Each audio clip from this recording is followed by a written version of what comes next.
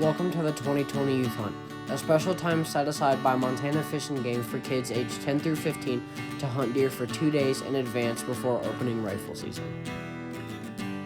The Youth Hunt is just a super fun time to go out and spend some time with friends and chase deer around for a couple days. And this year I've actually got an antelope tag in my pocket too. So I have my general deer tag and I've got an antelope tag. So I'm hoping to get antelope down, if not an antelope and a deer.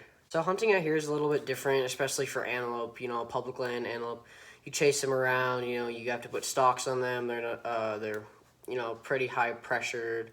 By just a bunch of predators in the area. But hunting antelope out here is pretty easy actually. All we have to do is, the antelope just sit in this one, we call it big field, and they just kind of sit in the middle and graze and bed down and do whatever, and they just sit there all day. So it's pretty easy to sneak up on them, and they're not pressured by anything else. So we can just kind of sneak up on them and usually just shoot the buck out of the herd. So it's a pretty easy process. So along with hunting antelope on the youth hunt, we also hunt deer, a ton of deer running around on the properties. Muleys like to sit in these big, deep folds and draws, and the whitetails like to sit farther down. So we drove out opening morning just because it worked better for our schedule. So we got camp set up and then got back out as quick as we could. And we started glassing into this draw, and we could see 1,000 yards around us. And within the first 20 minutes, half hour of just glassing, we find a nice buck, just bed it down right on the edge of this meadow. I'll see what it is to the mouth.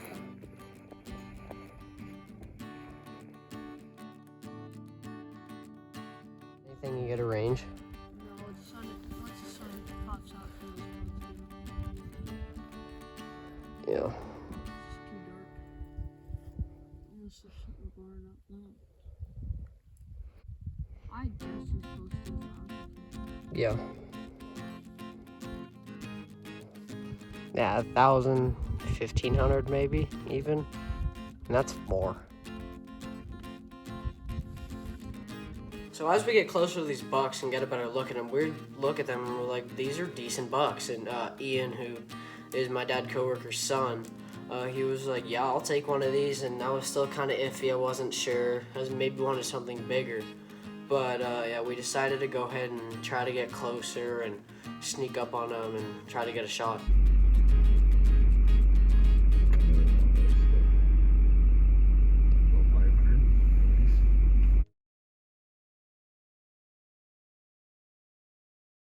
So we get out of the truck and walk closer to where the bucks are bedded, and these are really nice bucks.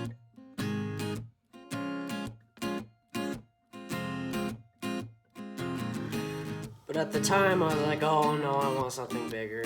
So at this point, I'm on camera duty because I was like, oh no, Ian, go ahead. I want a bigger buck. I'll wait. And as soon as we get over there and get set up, both the bucks stand up and just keep staring at us. And they kind of take a step and look at us. They weren't sure what we were, and I thought they were gonna blow out, within the next couple seconds.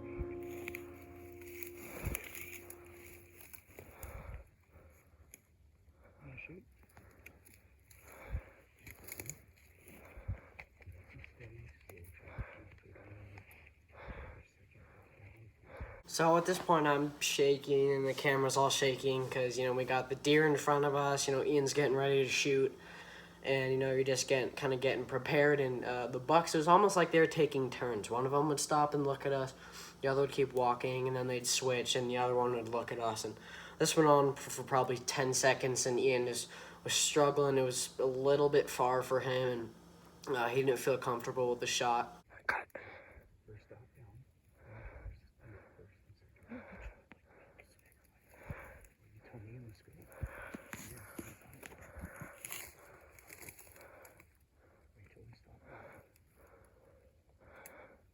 So where the deer were positioned, they were on kind of the bench of this meadow, and there was a draw off one side and the draw off the other, and one of the draws was closest to us, and they kind of kept working their way down the draw, and Ian just kind of continued to struggle to get set and get his breathing under control, and he wasn't able to get a shot.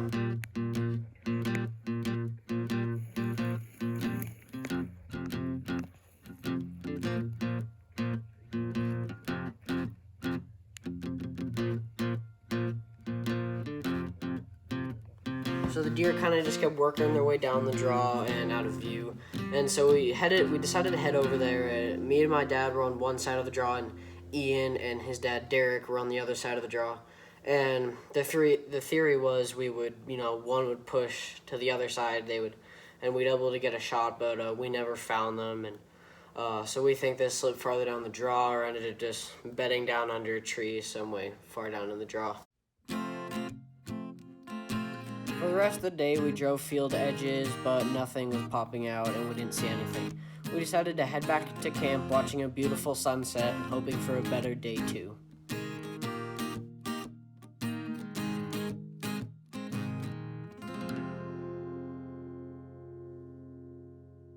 So we all woke up the second day with a good feeling, like, okay, this is the day, we're all kind of feeling it. So we head back to the same spot we did on the first morning and started glassing those big meadows and huge draws.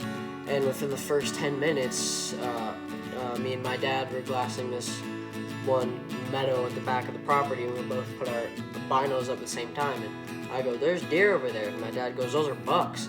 And sure enough, it was the bucks from the first day. We had relocated them. They were only probably 100 yards from where they were on the first day. So, and they were sparring and just fighting back and forth and making their way over to this big meadow. So we're like, oh, we better make a move on them pretty fast.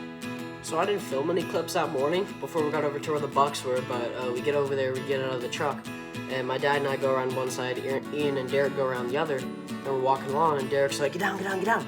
And we see the bucks, or at least they did, their antlers were just sticking out, and they were just watching us. They were sitting in this little fold. They were just watching us come up. And so I get all set up just in case they come out, and I don't have the shots on camera, but Ian takes a shot and knocks down the 3-point out of the 2 bucks, and as soon as he does, the 4-point comes hopping out right into this field. And my dad's like, take him, that's a good buck. I was like, okay. And so we get set up with shooting sticks, shoot once, boom, and hear the hit. He runs about 10 steps and stops again, so I shoot again. And then he started kind of walking slow and slower, and then he dropped off into this nasty fold, and we're like, okay, he's down, we'll give him like half an hour, and then we'll go see if we can find him.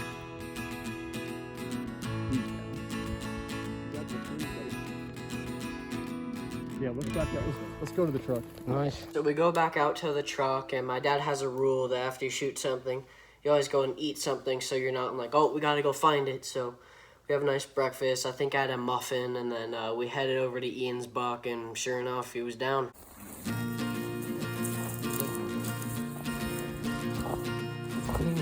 Yeah.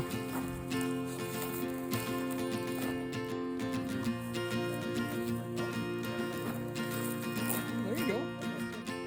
That's cool. Cool. Yep. Yeah, turn his head a little bit the other way. There you go.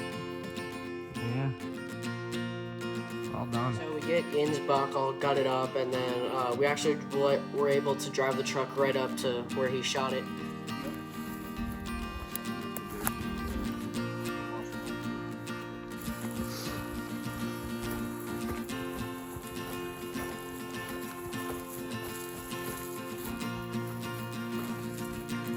So after we got Ian's deer all situated, we headed over to find mine, and we picked up his blood trail pretty fast, and it was bleeding really good, which is a really good sign. And it's all right here. A ton of it right here. He was over there. Because he had been standing broadside over there, I think.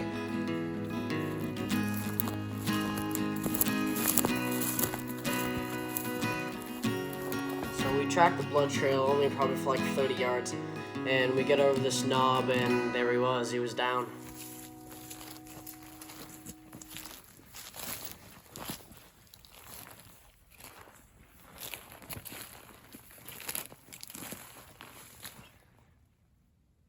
He's done. Nice job, Keegan. Yeah, he's a good buck. That's awesome.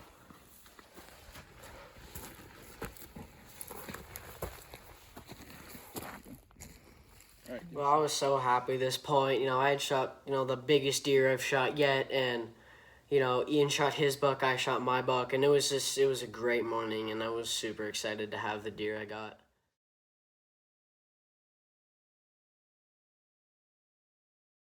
So we got some nice pictures, super happy, and then I think we FaceTimed my mom just to show her how the morning went. Right now, this morning, waiting for your mom. Sounds good. He's awake. Okay, we'll give him a shout. Sounds good. Congratulations, bud. Proud of you. Thanks. Bye. Bye. I was super happy with the buck I had. He was exactly what I wanted. I wanted a 4-point. He didn't have as much mass, but I mean, he was such a cool 4-pointer. Got it right here, so he was just an awesome deer. So I mean, he's super tall. He's not real wide, but he's got these super tall points in the back, and it's just an overall awesome deer. So we drug my buck back over to the truck. We got some pictures of my buck with Ian's buck, and we were both just so happy.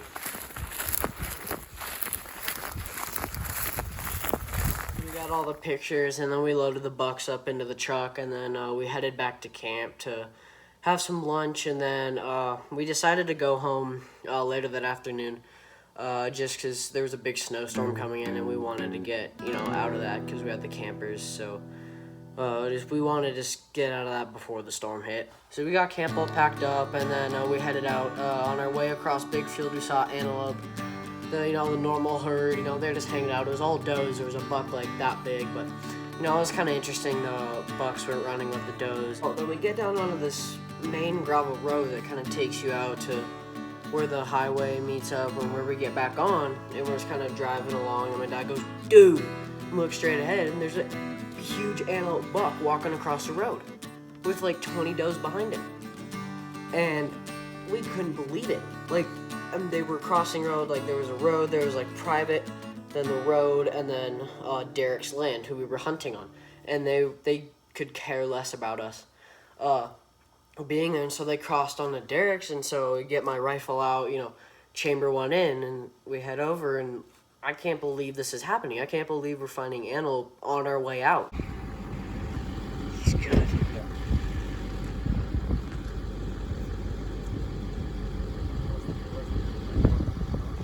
You know which one he is? Yeah. He's facing away from us right now. I got him.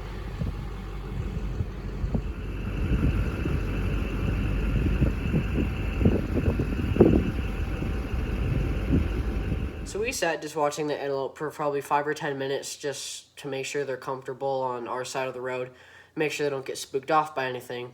And they slowly kept working their way up this big drainage, and there's a road going into there that we had taken a couple times throughout the youth hunt, and we had the camper too. So we took the camper on this little dirt road and literally drove the truck up to the antelope, which I don't understand. I thought they would have ran off by now, but we literally drove the truck up to them. It was nuts.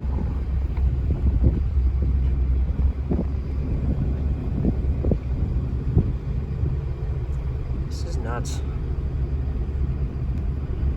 So I get all proned out, ready to shoot, just laying on the gravel road or on the dirt road, getting ready. And we sit there for probably another 5 or 10 minutes, and this buck will not move. He's pawing at something in the ground, and he just kind of staying in one spot, and I'd have a shot for 2 seconds, and then a doe would move in front of him. And we did this for probably 8 minutes, and just waiting for that perfect shot.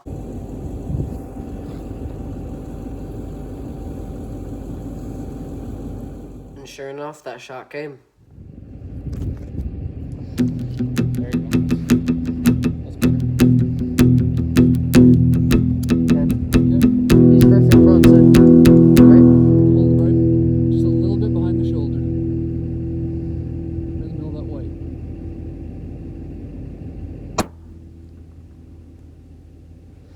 Dude! He's down! Dead antelope, buddy. Good job! Good job, kid. I couldn't believe it. I got my first antelope down, and I got 2 animals in one day, my deer and my antelope. It was awesome. Yeah, they're just staring at him. He's down. Good. Yes!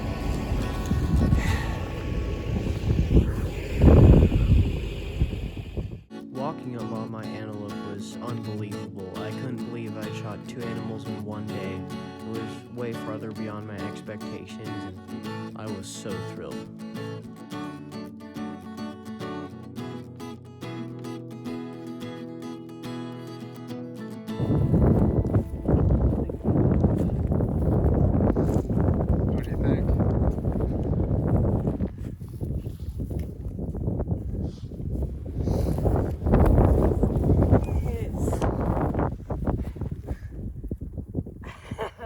Nice job, kid. Look at that curl on the back. Oh, this is awesome.